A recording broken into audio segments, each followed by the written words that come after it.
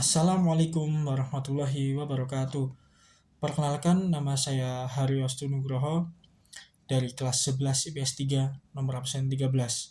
Pada kesempatan kali ini, saya akan membahas materi nasionalisme. Nasionalisme adalah semangat kebangsaan atau cinta terhadap tanah air. Faktor yang mendorong rasa nasionalisme rakyat Indonesia pada masa penjajahan dibagi menjadi dua, yakni faktor internal dan faktor eksternal. Faktor internalnya antara lain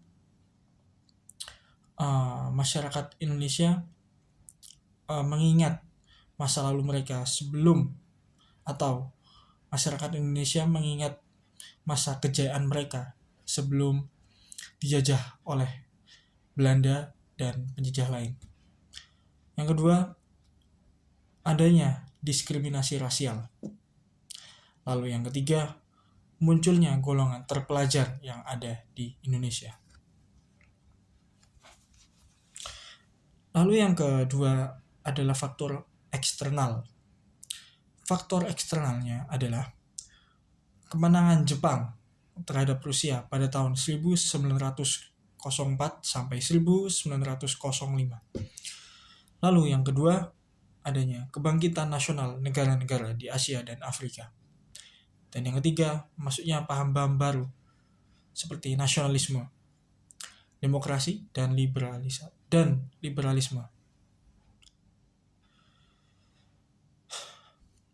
Bangkitnya semangat nasionalisme atau semangat kebangsaan di Indonesia ditandai dengan tumbuhnya berbagai macam organisasi pergerakan nasional yang dipelopori oleh Budi Utomo.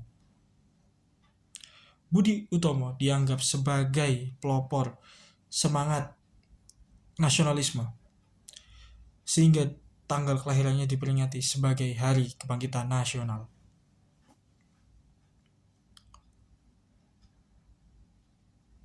Secara umum, akar dan perkembangan nasionalisme di Indonesia dapat dibagi menjadi tahapan-tahapan sebagai berikut. Yang pertama adalah masa perintis. Pada periode ini, paham nasionalisme yang berasal dari Barat mulai diperkenalkan oleh para pelajar dan kaum intelektual sebagai bagian dari upaya penyadaran kepada rakyat Indonesia. Lalu yang kedua ada masa penegas. Pada masa ini, para pemuda memanfaatkan paham nasionalisme sebagai daya dorong dan daya dobrak bagi hadirnya persatuan dan kesatuan. Manifestasi dari hal tersebut yaitu diikrarkannya Sumpah Pemuda pada 28 Oktober tahun 1928. Yang tiga ada masa percobaan. Pada masa ini, paham nasionalisme telah mengakar kuat dalam sanubari bangsa Indonesia. Oleh karenanya, banyak organisasi pergerakan nasional mencoba menyuarakan kemerdekaan bangsa Indonesia. Yang keempat, adanya masa pendobrak. Pada masa ini, paham nasionalisme telah menjadi roh yang menggerakkan bangsa Indonesia untuk terus berjuang hingga berhasil mencapai kemerdekaannya pada tanggal 17 Agustus tahun 1945. Lalu yang kelima, ada masa pasca kemerdekaan. Pada masa ini, nasionalisme diterapkan dalam alam kemerdekaan yang mendapat ujian dalam pelaksanaannya, baik ujian datangnya dari dalam maupun luar negeri.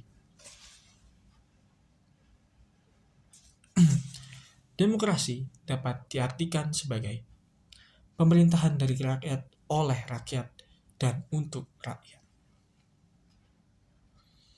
Demokrasi sendiri itu diterapkan di negara kita, yakni Indonesia. Tepatnya di desa-desa di Indonesia sebelum kedatangan bangsa Eropa. Pendirian Volksraad membuka peluang terhadap munculnya benih-benih demokrasi di Indonesia. Baik, segitu saja yang bisa saya sampaikan, kurang lebih mohon maaf. Ihdinas siratal mustaqim. Assalamualaikum warahmatullahi wabarakatuh.